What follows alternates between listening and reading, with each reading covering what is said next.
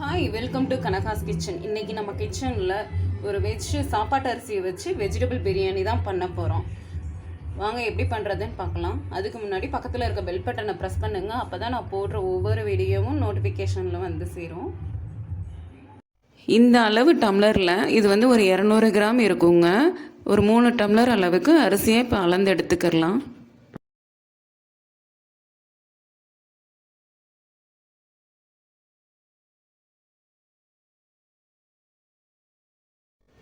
அரிசியை ஊற வச்சுட்டு பிரியாணிக்கு தேவையானதை ரெடி பண்ணி எடுத்துக்கிடலாம்.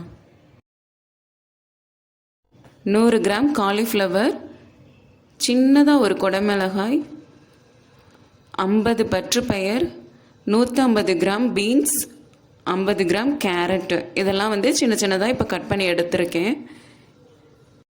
100 கிராம் சின்ன வெங்காயம், 50 கிராம் பூண்டு, ஒரு பிரியாணி இலை, ஒரு கல்பாசி, ஒரு அன்னாச்சி பூ, 4 ஏலக்காய், 4 கிராம்பு, பட்டை இந்த அளவுக்கு இந்த சைஸில் 2,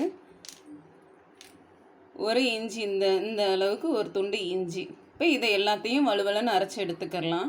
இப்போ இந்த அளவுக்கு தேங்காய் பாருங்கள், இந்த அளவுக்கு எடுத்து வச்சுருக்கேன். இந்த தேங்காயை 1 டம்ளர் தண்ணியில் திக்காக தேங்காய் பால் எடுத்துக்கலாம்.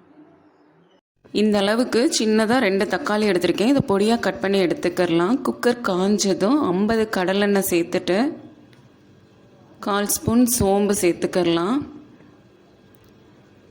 சின்னதாக ஒரே ஒரு பட்டை, 2 ஏலக்காய், 2 கிராம்பு, ஒரு கல்பாசி சேர்த்துட்டு ஒரு கைப்பிடி அளவு கட் பண்ண புதினா கொத்தமல்லியை சேர்த்துக்கலாம். இதை 1 நிமிஷத்துக்கு நல்லா வதக்கி விட்டுக்கிறலாங்க.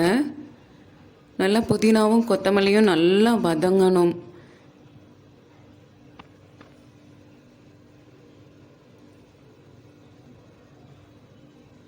பாருங்கள், இந்த அளவுக்கு நல்லா வதங்கிடுச்சு.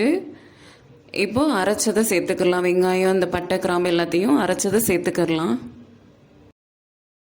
அடுப்பை ஃபுல் சிம்மில் வச்சுட்டு நல்லா பொன்னிறமாக வர்ற அளவுக்கு வதக்கி எடுத்துக்கிறலாம். பிரியாணியை பொறுத்த வரைக்குங்க கடலெண்ணெய் தான் யூஸ் பண்ணணும். அப்போ தான் நல்லா வாசமும் அதிகமாக இருக்கும், டேஸ்ட்டும் நல்லா இருக்கும். பார்த்துக்கோங்க.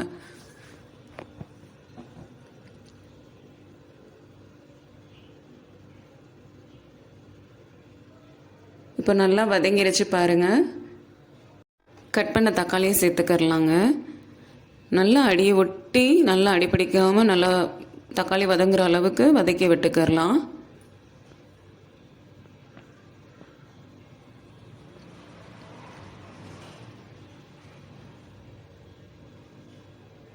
நல்லா வதக்கி விட்டுக்கிட்டே இருக்கணுங்க. இல்லாட்டினா நல்லா அடி ஒட்டி ஒரு மாதிரி அடிப்பிடிச்ச மாதிரி ஆயிரும். அதனால நல்லா வதக்கி எடுத்துக்கிறலாம். இப்போ தக்காளி நல்லா வதங்கிருச்சு பாருங்கள். இந்த அளவு வதங்கினா போதும்.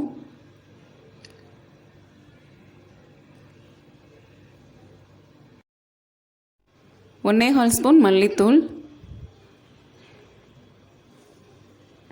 1 ஸ்பூன் மிளகாய்த்தூள் சேர்த்துக்கலாம். அதையும் நல்லா அந்த மசாலா வாசனை போகிற அளவுக்கு வதக்கி விட்டுக்கலாம். ஒரு நிமிஷத்துக்கு நல்லா வதக்கி எடுத்துக்கலாம்.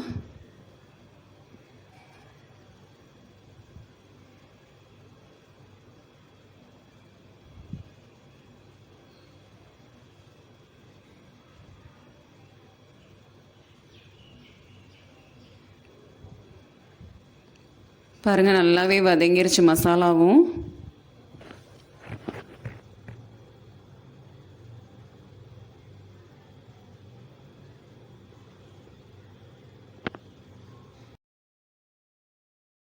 இப்போ காய்கறியை சேர்த்துக்கிறலாங்க. காய்கறி வந்து இப்போ அந்த அளவுக்கு நிறையா தாங்க எடுக்கணும். இப்போ நான் 1/2 கிலோ காய்கறி எடுத்திருப்பேன். மேக்ஸிமம் எல்லாத்தையும் அளந்து பார்த்தா ஒரு 1/2 கிலோ காய்கறி இருக்கும். ஏன்னா நான் எடுத்த அரிசியும் 1/2 கிலோ அரிசி இருக்கும். அதனால் பாதி கரெக்டாக சமமாக தான் எடுக்கணும். ஏன்னா நம்ம வதக்கும் போது பார்த்துக்கோங்க, காயில் நீர்ச்சத்து அதிகமாக இருக்கிறதுனால ரொம்ப சுருளை வதக்குவோம் நம்ம.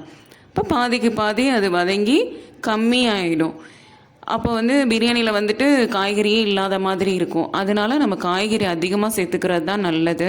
இப்போ நல்லா சுருளை வதக்கி விட்டுக்கிறலாம்.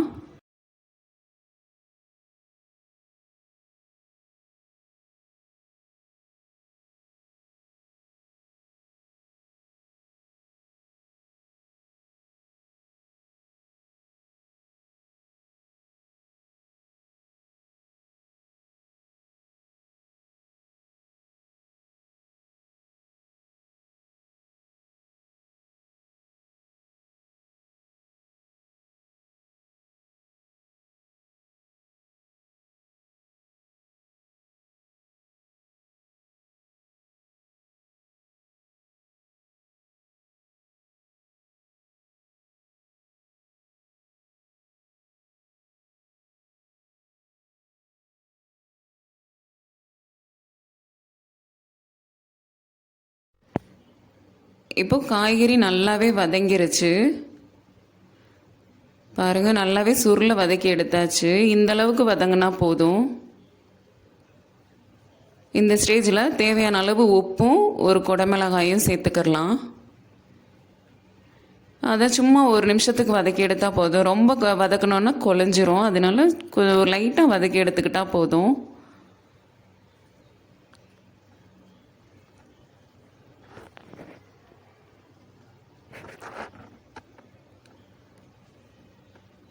இந்த ஸ்டேஜில் ஒரு டம்ளர் தேங்காய் பால் சேர்த்துக்கிடலாம். இப்போ தண்ணி சேர்த்துக்கிடலாங்க. 3 டம்ளர் அரிசி எடுத்திருக்கோம். அதுக்கு 6 டம்ளர் தண்ணி சேர்க்கணும். அதில் 1 டம்ளர் தேங்காய் பால் சேர்த்தாச்சு. இப்போ 5 டம்ளர் தண்ணி சேர்த்துக்கிடலாம். இப்போ நல்லா கிளறி விட்டுட்டு பாருங்கள், நல்லா ஒன்று போல் கிளறி விடணும். நல்லா கிளறி விட்டதுக்கப்புறம் இந்த ஸ்டேஜில் உப்பு பார்த்துக்கலாம்.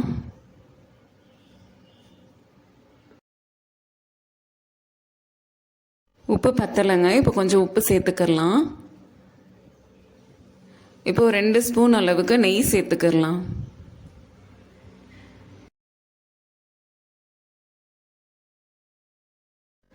தண்ணி கொதிக்கிறதுக்கு முன்னாடியே அரிசியை சேர்த்துக்கிடலாங்க. சிலர் அரிசியை வதக்கி விடுவாங்க. நான் வதக்கலை. ஏன்னா வதக்கும்போது ஊர்ன அரிசின்றதுனால 2 உடையிறதுக்கும் வாய்ப்பு இருக்குது. இல்லை கொலையும், சில நேரம் புது அரிசியாக இருந்ததுன்னா கொலையும். அதனால நான் வதக்கி விடலை. இந்த மாதிரி சேர்த்துக்கிட்டேன். இப்போ நல்லா கொதி வரட்டும். இப்போ நல்லா கொதிக்க ஆரம்பிச்சிருச்சு. ஒரு 1/4 லெமன் பிழிஞ்சு விட்டுக்கலாம். இப்போ மூடி போட்டு 3 விசில் வச்சு எடுத்துக்கிடலாங்க. இப்போ 3 விசில் வந்துருச்சு. திறந்து பார்த்துக்கலாம். பாருங்கள், பிரியாணி ரெடி ஆகிடுச்சு. சூப்பராக வந்துருச்சு பாருங்கள். இப்போ நல்லா கிளறி விட்டுக்கிடலாம். அடிபொட்டி நல்லா ஒன்று போல் கிளறி விட்டுக்கிடலாம். நல்லா உதிரி உதிரியாக வந்துருச்சுங்க, ஒன்றோட ஒன்று ஒட்டாமல். இதே மாதிரி நீங்களும் ட்ரை பண்ணுங்கள், உங்களுக்கும் சூப்பராக வரும்.